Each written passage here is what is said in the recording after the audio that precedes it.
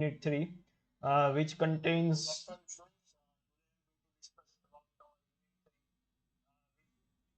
diversity of some unusual prokaryotes. Diversity of some unusual prokaryotes.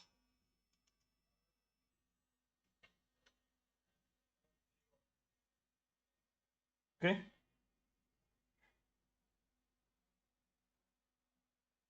Okay. Let me start with the just the headings of the diversity of unusual prokaryotes. The first one is the bacteria with the unusual morphology, which I will be discussing today. Next one is the bacteria with the gliding motility. Next one is a group of obligate parasites, rickettsia and chlamydias. Next is the archaebacteria, the bacteria which live in the extreme conditions. Okay, and the last one includes importance of all the prokaryotic microorganisms in a brief account.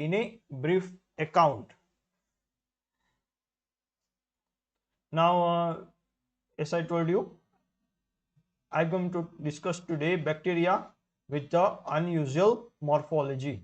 Bacteria with the unusual morphology, which are divided, grouped into three: budding and appendaged bacteria, sithed bacteria, and the last one is a mycoplasma.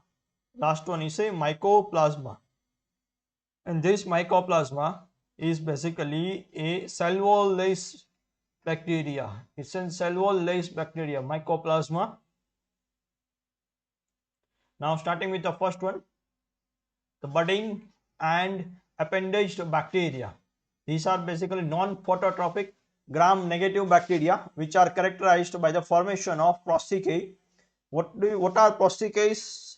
They are just the extension of cell walls and the cytoplasmic membranes, or the stalks, which are basically non-living ribbon-like tubular appendages that are excreted by the cell and or by the asymmetric mode of reproduction called budding. Okay, by asymmetric mode of reproduction called budding. Now this basically bacteria, the budding and the appendage bacteria. Okay, one of the main properties is the presence of prosteaceae and stalks. And prosteaceae, they are basically extensions of the cell. Okay, extensions of the cell. More specifically, they are the extensions of the cell wall and the cytoplasmic membranes and the cytoplasmic membrane. And the stalks, basically they are like ribbon or tubular like structures which are basically excreted by the cell, and they reproduce by means of budding. And this group includes organisms ranging from aerobic to microaerophilic to facultative and aerobes. So ranging from aerobic to the facultative and aerobic. Although they are non-phototropic, some genera have morphology to similar to the counterparts in the phototrophic group of bacteria. Some examples of this bacteria, okay, which are given here: Annulomicrobium, Aditum, Asticularis, Caulobacter, Dichotomicrobium, Thermophilum, Phylomicrobium fusiforme, Herschia, Baltica, Hyphomicrobium, Hyphomonas, Lebrelmonachus, Pedomicrobium, Prosticobacter fusiformis, and Prosticomicrobium stella, Verumicrobium spinosum, Anglomicrobium tetradrale, Blastobacter, Ancifer adherens, Gallionella ferrugina, Gaminger formicilis, Nevaxkia ramosa, Salibria stellata, Planktomyces gammata, Obscurus globus, Isospera pallida, and Perulella. Okay, starting with the Hyphomicrobium. Starting with the Hyphomicrobium. Okay, this microbiome, basically it's an gram negative bacterium. It's a gram negative bacterium, and are basically prosteacate bacterium It's an prosticate bacterium.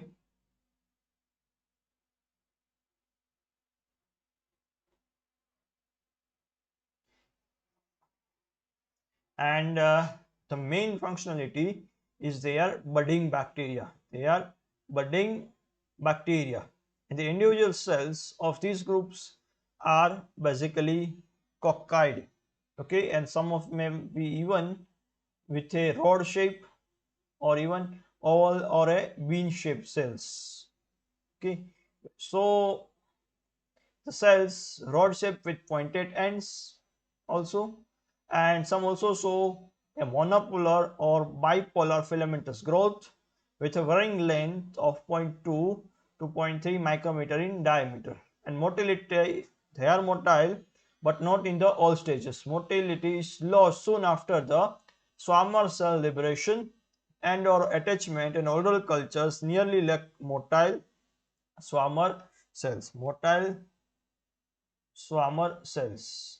Okay, so this hypomicrobium, okay, they develop buds at the tips of the prostaceae, and they mature, they separate from the prostaceae, and on the solid surface these hypomicrobium colonies on solid media are small even after prolonged incubation. They are brownish in transmitted light and bright beige or colorless in the reflected light. The colony surface is basically shiny or granular or folded or smooth. Older colonies often display concentric rings and change color to the darker brown or yellow orange, and this requires carbon dioxide for the oligocarbophilic growth. Okay, what do you mean by oligocarbophilic? It means growth can occur in mineral salt media without added carbon sources. Without added carbon sources, growth may be stimulated by soil extract if the pH remains near the neutral, and they do not nitrify. They do not nitrify. Okay, as I told you, it contains hyphae, but they are not septate. They are not septate. But the hyphal cytoplasmic membrane show conspicuous contractions, and hyphae may be truly branched, or in some cases, very rare cases actually, there are also secondary branches. They do not form spores. And multiplication, the rotor cells formation by a budding process. As I told you, they are one of the budding bacteria at one hyphal tip at a time. And amateur buds become motile as swarmers and break off and may attach themselves to the surfaces or the other cells to form clumps or rosettes.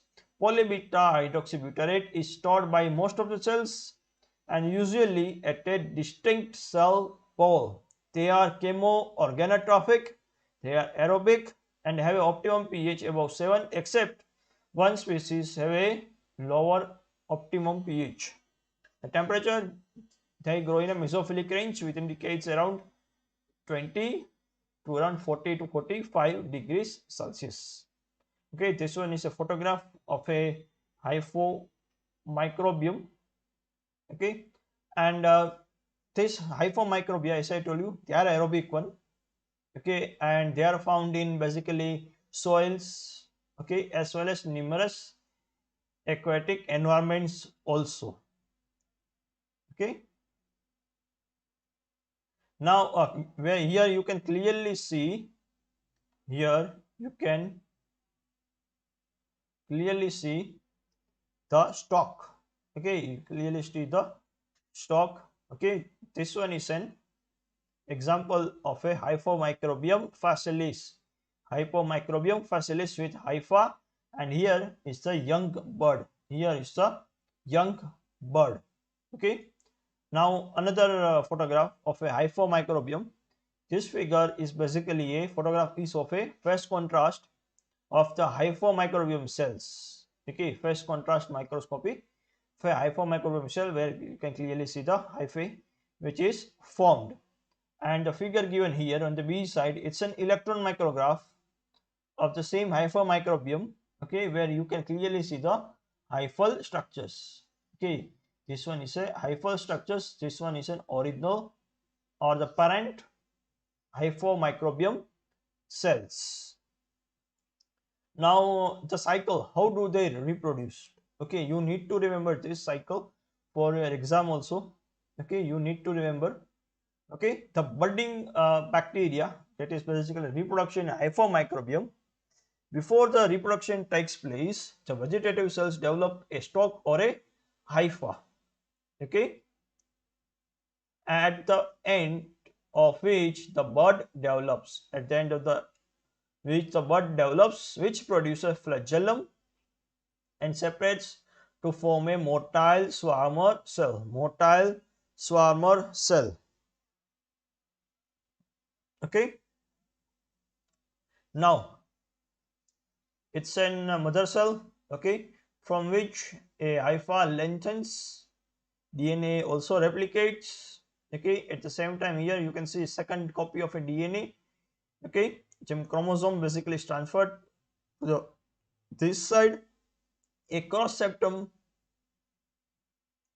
which is a bud which is developed in which a cross septum basically forms here. Okay, a cross septum basically forms here. A flagella is produced. A flagella is produced on the bud, and finally it detaches. And this will produce the swarmer cells. These cells are actually motile ones. And again the cycle continues, similarly. Okay, so I am repeating the whole process again. A mature a mother cell of a hyphomicrobium. Further, a hypha is produced or a stalk is produced. Okay, it is extended. At the same time, a copy of chromosome is produced, and this copy is basically transferred to the hyphae. A bud is produced. Okay, a bud is produced, and a septum is produced next. Okay, and at the septum a flagella, sorry, not at the septum but at the bud a flagellum is produced, and after the production of the flagellum, this cell separates from the mother cell. Okay, separate from the mother cell. Now these same cells can further reproduce itself, and one of the most important specialty is they are also motile. Okay, next example is of annulomicrobium. They are gram-negative unicellular bacterium with the conical cells about 1 micrometer in diameter, and cells occur in single or in pairs prior to the division and rarely form any aggregates. Motility, they are non-motile and cell produce about 2 to 8 or even more number of prosteacases and the prosteacases are cylindrical without the crossbands and taper gradually from the cell to the distal diameter of about 0.2 micrometer and a length of 2 micro to 4 micrometer when they are fully differentiated. Prosteacae may be further bifurcated, and the budding bacterium in which buds are formed are directly from the mother cell or never on the tips of the prosteacae, and the whole parts are not produced. The gas vacuoles are produced by some types of strain. So basic difference with the hyphomicrobium and annulomicrobium is basically buds are produced directly from the mother cell but not on the tips. Whereas in the case of hyphomicrobium, they are produced at the tips. Okay, tropism, they are chemoorganotropes. Oxygen requirement, they are facultative anaerobes with a pH optima of 7 and pH range of around 6.3 to 7.5 and temperature range of is around 9 to 39 degrees Celsius. Ammonium can be used as a sole nitrogen source. Vitamins are required for their growth and use sugars anaerobically and ferment sugar by mixed acid fermentation. It means there are more than one number of acid will be produced, and some organic acids are also utilized aerobically but are not fermented. Oxidase and catalase positive there, and they are found in the natural waters and pulp mill oxidation periods. Okay, this one is an photograph of an annulomicrobium. Okay, so in a short, if you want to study annulomicrobium, these are basically facultative anaerobic bacteria with 3 to 8 even long and tapering prosticae per cells, and buds are formed directly from one position on the mother cell and never from the prosticae. Okay, so basically one of the genus of this is also a phototrophic green sulfur bacteria, which is an Annalochloris, which also bears similar reference to the Annulomicrobium. Okay, now this one is an, so we have already seen this photograph. It's a negatively stained electron micrograph of a cell of Annulomicrobium adytum.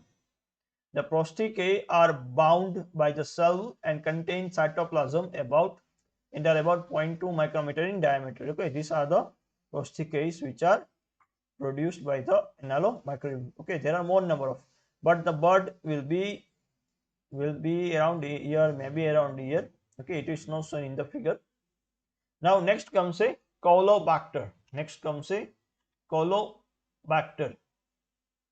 Okay, members of basically this group are also known as prosticate non-budding bacteria. Okay, they are also known as prosticate non-budding bacteria, Caulobacter, and members of this genus have either straight or curved rod-shaped cells with a single prosticate and are aerobic in nature. And the total cells arise by binary fission. Okay, whereas the other ones such as Hyphomicrobium reproduced by the budding, and it possesses a single polar flagellum, and which is termed as a swarm cell, and the free motile swarm cell secretes a adhesive material at the end of the cell where the flagellum is located. Okay, now this helps in attaching to the various solid surfaces, and it is also known as hold fast. Okay, which is also known as hold fast. Okay, so the polar single flagellum in motile stage. Okay, morphology of dividing cell are unique among unicellular prokaryotes. A younger pole of the cell bears single flagellum, and the older pole bears a prosticate derived from the cell envelope. Okay, and on the solid surface their colonies are circular, convex and glistening with a smooth margin and are vitreous or rarely glutinous in texture, and the colony may be colorless or any of the several shades of pink, yellow or orange due to the production of carotenoids pigments, or upon aging may be light brown. In unagitated liquid cultures, cells accumulate as a surface film or a heavier pellicle and develop as a ring-like growth on the vessel wall at or just below the air liquid surface. Growth in agitated liquid cultures is basically evenly distributed. Tropism, they are chemoorganotrophic or maybe oligotrophic. They are strictly aerobic. Okay, although they are aerobic, some may reduce nitrate to the nitrites.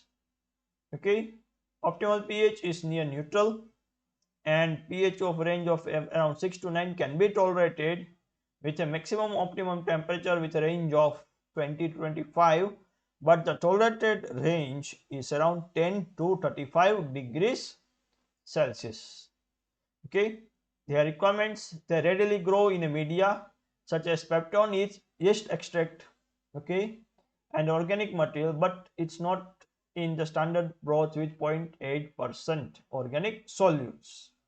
Typically require organic factors, growth factors like B vitamins, amino acids, and various other unidentified substances. Products, glucose and glutamic acids are the most widely utilized carbon sources. During the growth, they do not produce acid or gas from the sugars, and they have specific rates of the exponential growth. Okay, so the Caulobacter cell division cycle is also unique. Okay, because cells undergo unequal binary division.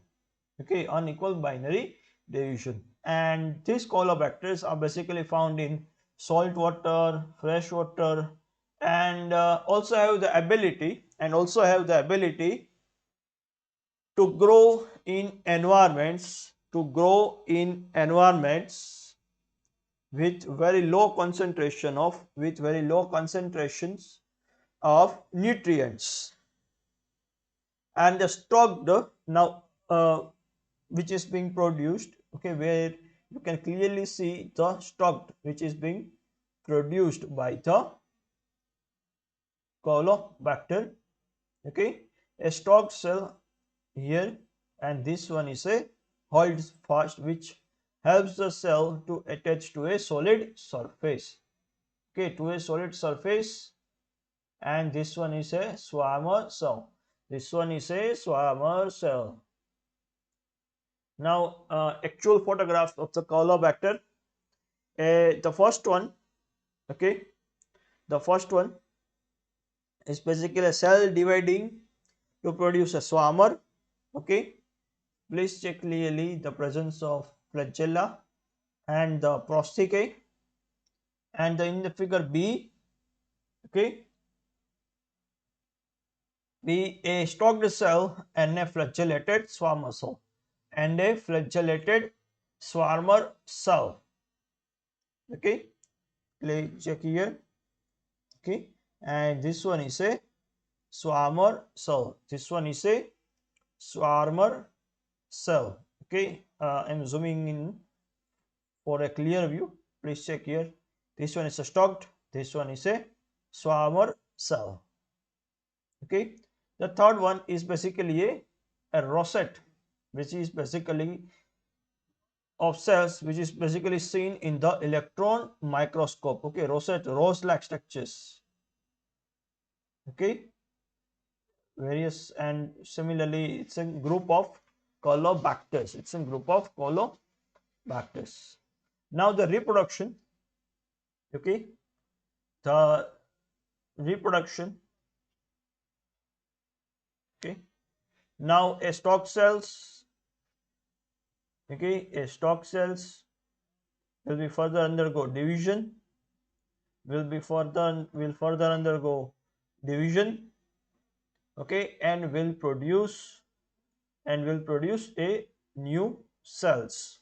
And another one is basically, another system is basically where a swarmer cell is produced and the flagella is basically shedded, okay, means removed, and finally a stalk formation occurs, which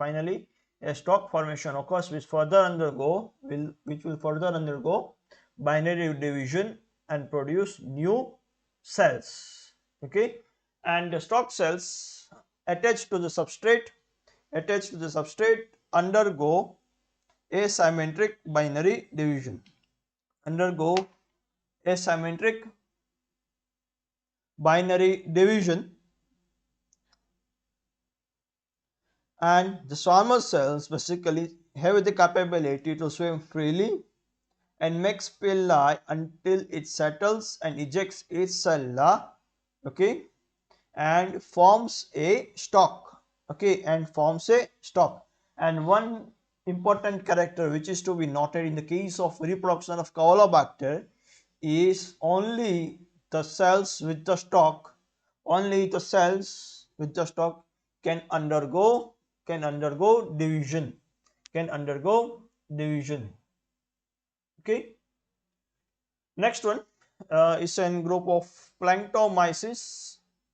Next one is an planktomyces, okay, which basically occurs in the freshwater, brackish or marine environments, and the cells are basically spherical or ovoid and possesses a stalk-like holdfast as the distal end, and budding occurs directly from a mother cell. Okay, so they are gram negative. Okay, except for rather thin cell envelope, they lack a visible peptidoglycan layer. The cells are ovoid or maybe ellipsoidal, teardrop shaped or a bulbiform, and have at least one major non-prosticate appendage which looks like spike, spire, fascicle, bristle, or like even as a stalk, and which does not have a true stalk function of connecting cell to the substratum. Okay, and the squamous cells have a sheathed flagellum and they are motile. On the solid surface, several species have now been isolated in the pure culture, and the type species and various other have not been cultivated actinically. They divide by budding. They are resistant to beta-lactam antibiotics due to absence of peptidoglycan. Okay, as I told you, they are found in fresh waters and even the marine waters. Okay, can be even found in the eutrophic or oligotrophic fresh waters also, and they are often associated in nature with the algae and cyanobacteria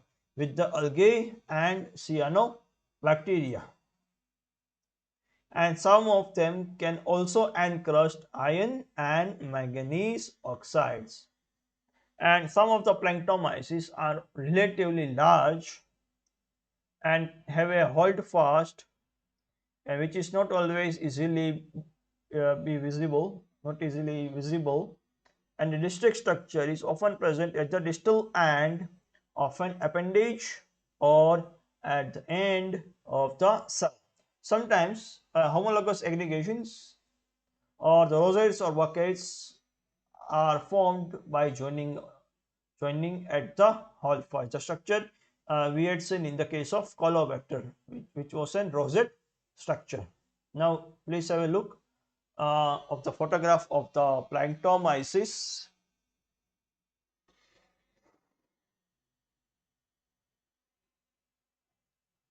Okay, now moving forward with the sheathed bacteria. Sheathed bacteria, they are filamentous bacteria, and the grouping of sheathed bacteria is deterministic and does not reflect any evolutionary pattern. The cells comprising the filaments are enclosed within a tube or extracellular material referred to as sheath. Okay, referred to as sheath. The sheath is a type of layer, okay, around the bacteria, which is basically transparent when viewed in the wet mounts under the phase microscope, and it appears like microscopic plastic tubule or pipe, but not always containing cells. And the sheathed bacteria are basically found in the aquatic environments, and some of the examples are given here: Acetophyllamentum rigidum, Clonothris fucosa, Cranothrix polyspora, Helicobacter hydrosis, Leptothrix, Lexiella bifida, Limgia, Phragmidiothryx, Multisepta, Spirotylus natans, Thermosipho africanus, Thermotoga, Thioploca, Thiothrix nivea, and herpetosiphon. Now, one of the example of the same group, sheathed bacteria, which is an Sparotilus, they are gram negative, straight rods, and usually arranged in the single chains.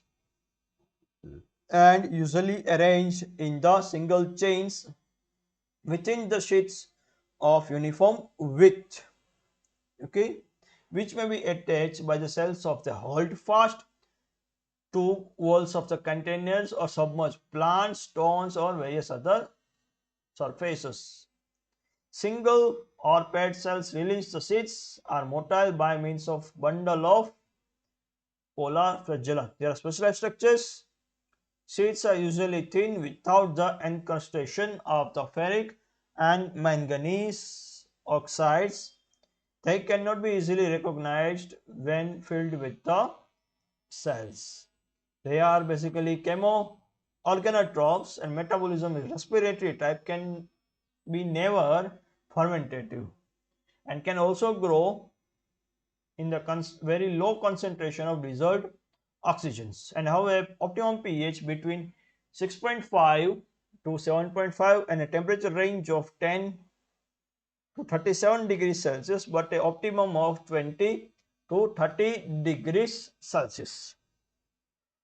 Alcohols, several organic acids, and sugars are used as the sources of carbon and energy, and the ammonium salts and nitrites may serve as nitrogen source in the presence of vitamin B12 and methionine. The peptone and Cas amino acids and the mixtures of aspartic acids and glutamic acids and vitamin B12 or methionine give better results. Okay. Now there are also some of the other properties of Sparotilus. Okay, and the Sparotilus natans is one of the common species which normally occurs in the polluted waters. In unpolluted waters which contain iron, which contains iron or iron oxide, okay, they may be deposited in or on the sheets which turn yellow brown, or sometimes they are encrusted with the ferric iron. Hence some of these organisms are sometimes also referred to as iron bacteria. Okay, now the Sparotilus, which is basically a obligate aerobe, basically forms large masses. Okay, forms large masses. In addition, it has also filaments, which are main components of the microbial complex that wastewater engineers called basically sewage fungus also, but actually they are not fungi, but it is called as sewage fungus because of the presence of filamentous slime found on the rocks in streams receiving sewage pollution. And in the activated sludge, what do you know activated sludge? uh, Giving a detail in very short, it's an activated sludge is a process for the treatment of a wastewater which is being used in the case of sewage treatment plants. Okay, so the Sparotilus is often responsible for the conditions like bulking. Okay, what happens in the case of bulking? Okay, where the masses of the filamentous increases in such a level that it remains suspended and does not settle. Okay, does not settle in the sewage, and can this due to this effect, it can have negative effect on the oxidation of organic matter and the recycling of inorganic nutrients, and leads to treatment plant discharges with high nitrogen and carbon loads. Okay, with high carbon loads. So the photograph where you can clearly see here, okay, in a polluted stream. Now this one is an active stage, okay, and the given these are the basically Swarmer stages. These are the Swarmer stages. And this one is an electron micrograph of a negatively stained Swarmer cell, okay, clearly you can clearly see the presence of the polar flagella. Okay, presence of, you can clearly see the presence of a polar flagella. Okay, now life cycle of the Sparotilus. Okay, the sheathid bacteria. Okay, these cells can attach, basically these cells can attach to the substratum, and the substratum may be varying to maybe plants, rock surfaces, stones, etc., whatever it may be. And how it starts, this free swimming swimmer cells get attached to the substratum, okay, and will give rise to a filamentous structures. Okay, see here, give rise to a filamentous structures where they will be, these structures will be surrounded by a presence of sheath, by a presence of the sheath. Okay, and slowly these sheaths gets bigger, which contains these cells. Okay, and when flagellated cells are released, the cycle is complete. After few time, the flagellated cells will be released into the water or whatever medium in which they are gone. This is how the cycle of Sparotilus works.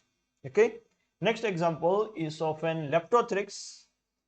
Okay, again one example of a Cichid bacteria.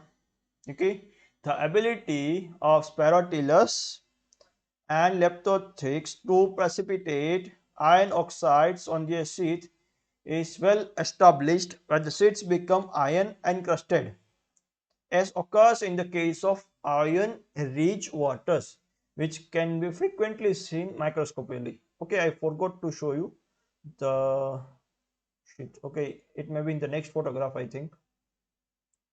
The iron precipitates ferrous iron are basically chelated to the organic materials such as humic or tannic acids and is oxidized to iron oxides, and Fe2 binds to the sheath, and organic constituents are taken up and used as carbon or energy sources.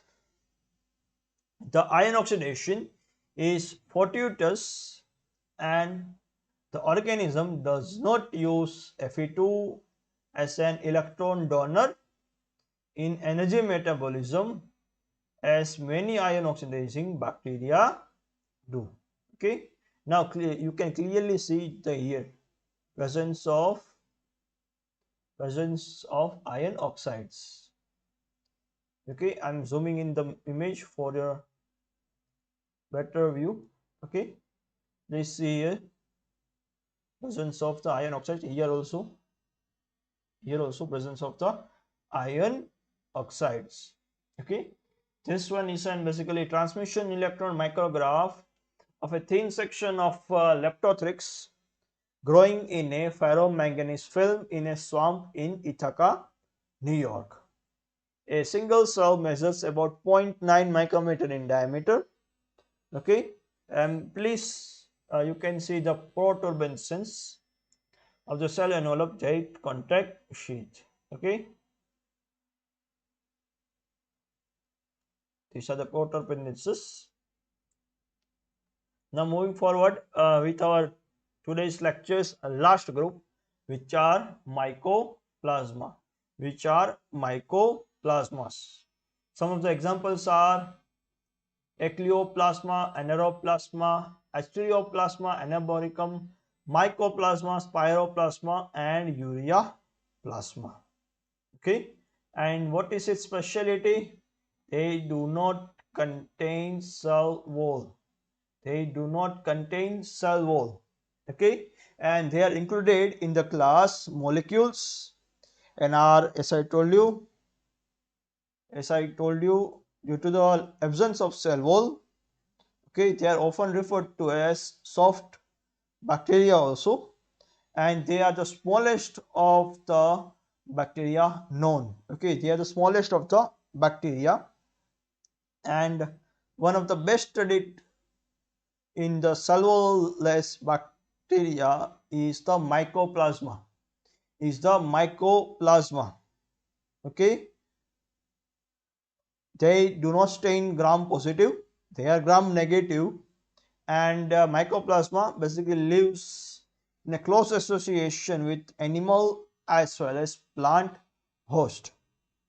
Okay, and general characters of this mycoplasma are basically absence of cell walls, okay, which is being confirmed by the electron microscopy, and they resembles to the protoplast. Okay, they resemble to the protoplast, but they are more resistant to the osmotic lysis and are able to survive conditions under which the protoplast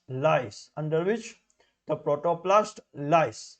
This ability to resist osmotic lysis is at least partially determined by the presence of sterols, which make basically a cytoplasmic membrane of mycoplasmas more stable than that of the other bacteria. Okay, and usually they are non-motile, but in some cases gliding motility has been also observed, and non-Golgi cells are spherical or oval shaped. Okay, and one of the characteristic feature of this mycoplasma is when they grow on a solid surface with adequate growth conditions, their colony have a fried egg-like appearance. Okay, like a fried egg-like appearance.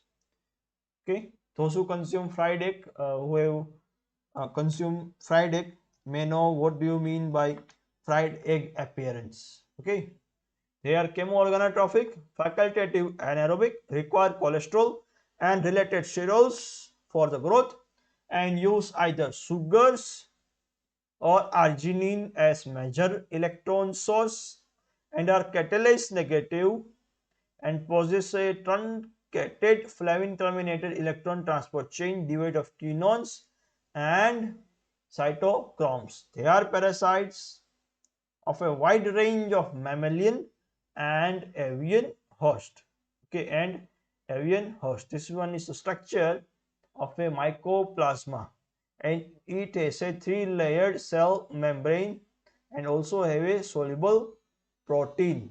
Okay, and this one is a cytoplasm. Now, fried egg-like appearance of the colony mycoplasma. Okay,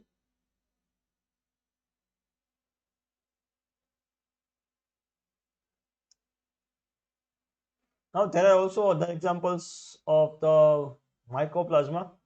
Okay, basically they are mycoplasma, which is basically in pathogenic facultative, which is basically in facultative and aerobe. Okay,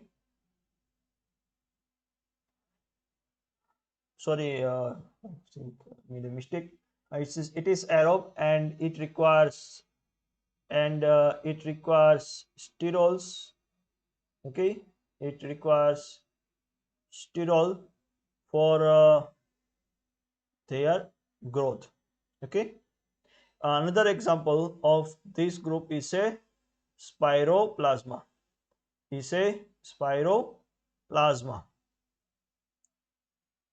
Okay, so what is the property of a spiroplasma?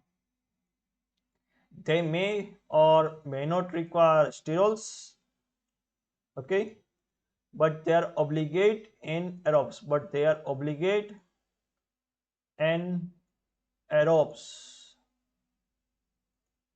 Okay,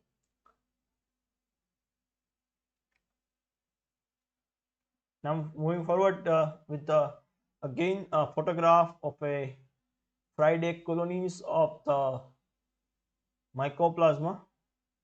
One such example is an often Mycoplasma pneumoniae.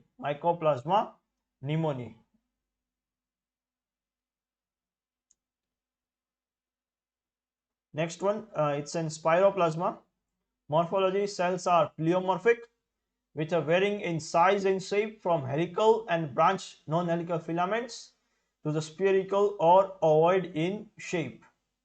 Okay, and the cells of spherical cells are about 300 nanometer in diameter, and non-helical filaments are frequently seen in the case of stationary phase and in all growth phases in suboptimal growth media. Motility: helical filaments are motile with flexional and twitching moments and often show an apparent rotary motility, and the flagella, periplasmic fibrils or other organelles of locomotion are basically not present. In specialized structures, cells are bounded by a plasma membrane, and intracellular fibrils have been also demonstrated, and cells divide by the binary fission.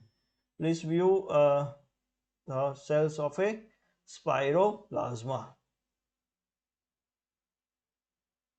Okay, now there are also other examples of the mycoplasma group.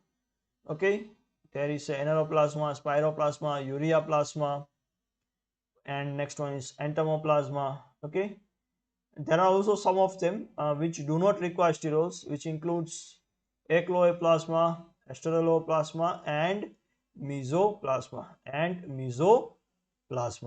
Okay,